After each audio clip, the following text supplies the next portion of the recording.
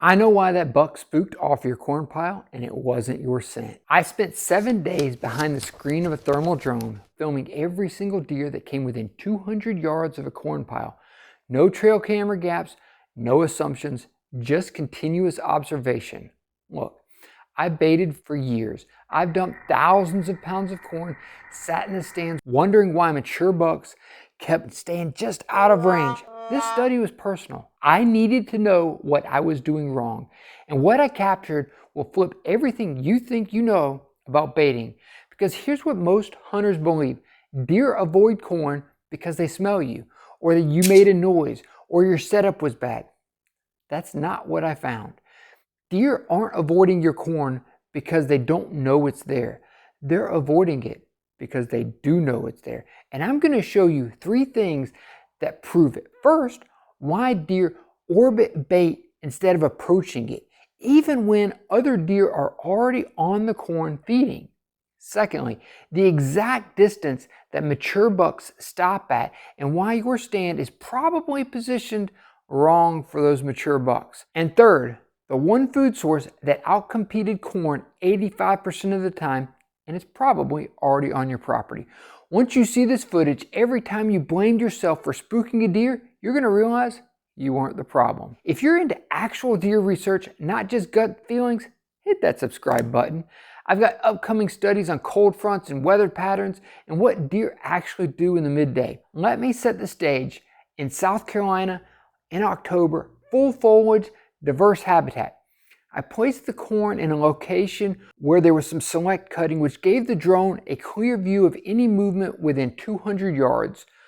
Within that zone, we had 4 freshly planted food plots that haven't germinated yet. Native browse everywhere, warm season grasses, a massive kudzu patch, pear trees, chestnut trees, with 2 of them actively dropping.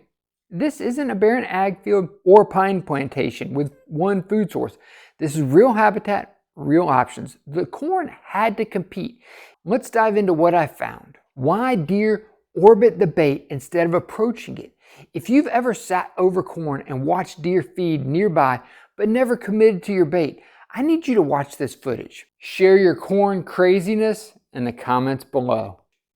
Here's the footage of 3 does feeding on a kudzu patch. In the top left corner, that's the corn pile. These deer are in a straight line to the corn. They can absolutely smell it. They're relaxed. There's no threat present.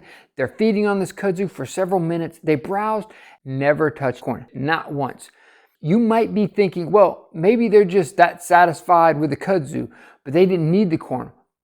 But watch what happens when this buck approaches that exact same pile. There are 2 deer already on the corn pile, actively feeding, completely relaxed. This is the perfect setup for another deer to come in. Social proof, safety in the numbers, no threat present. That's what a buck should think. But you see this buck moving in with purpose, coming right at the corn pile. He gets this close, but watch. He just skirts the outside of the edge. He never commits. He never comes in.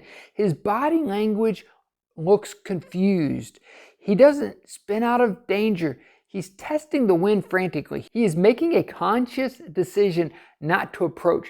He makes his way away. You can see he's spooked. Something's not quite right. He comes over to this log, stares directly at it, can't make his way, find his way around. Eventually, he can't make his mind up and turns and walks off the property. This deer came in along these trails, got within easy distance of the free food with other deer vouching for its safety, and he chose to leave.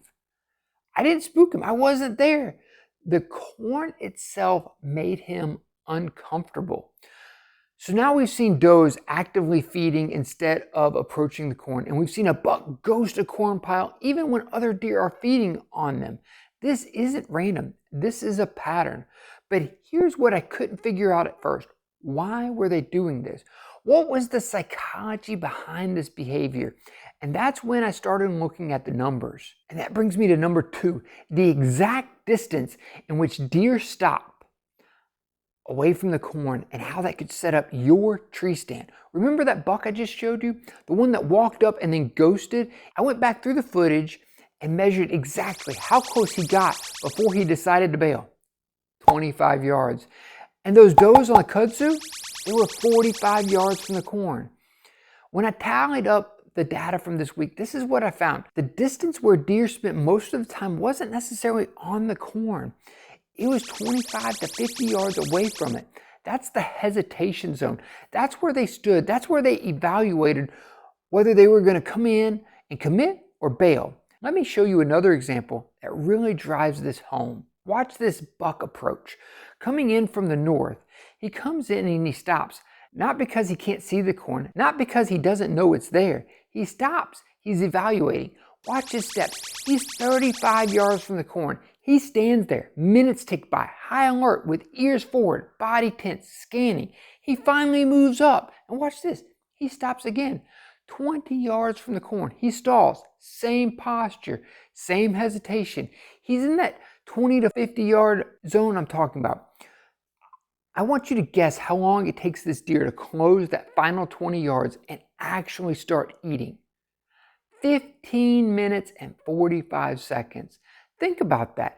A deer standing 20 yards from a corn pile of free calories in an area with zero human pressure at that moment. And it takes him almost 16 minutes to convince himself that it's safe enough to approach. That's not hunger-driven behavior. That's anxiety. And here's what's interesting. After he finally eats, he doesn't stick around. He retraces his steps, goes right back to where he came from, and beds down a mere 120 yards from the corn. The corn didn't pull him in like a magnet. It created a problem that he had to solve. Even after he solved it, he didn't trust it enough to change his pattern. One more example of this distance pattern. 6 does came in through the area. They meandered, they fed. Now watch how they move.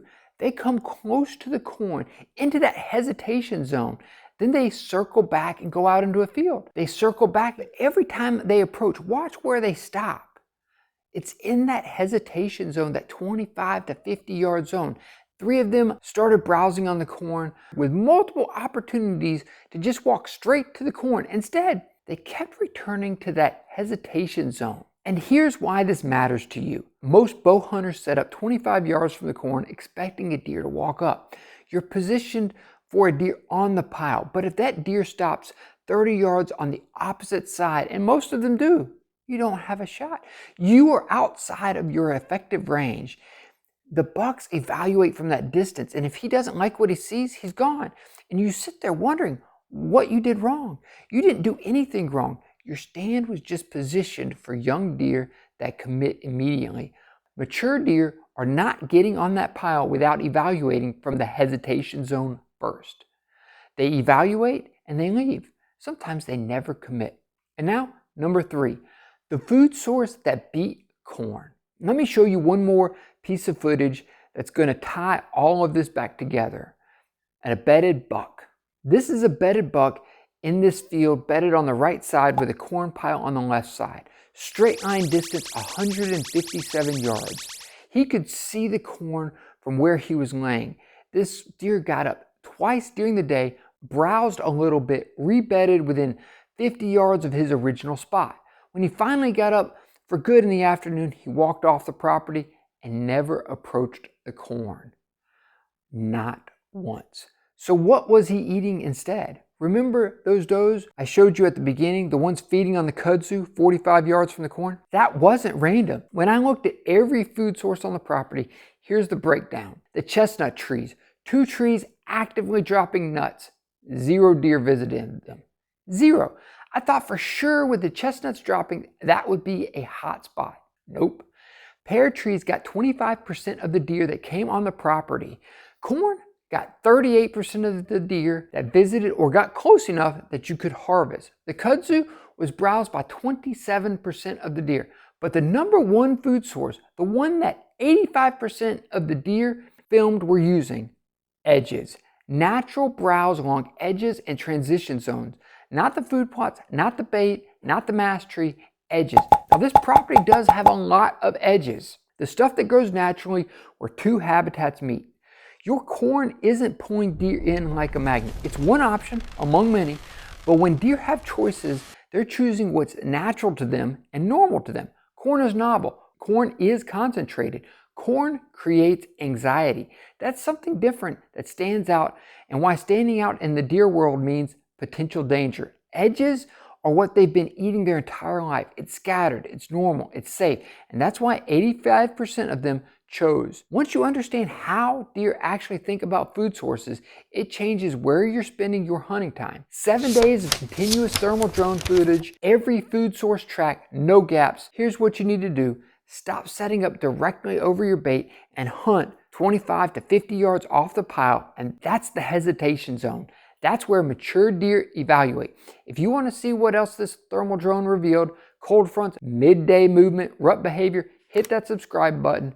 Your corn isn't a magnet, it's a test. If you're wondering about the sensitivity of thermal drones, it even picks out rabbits.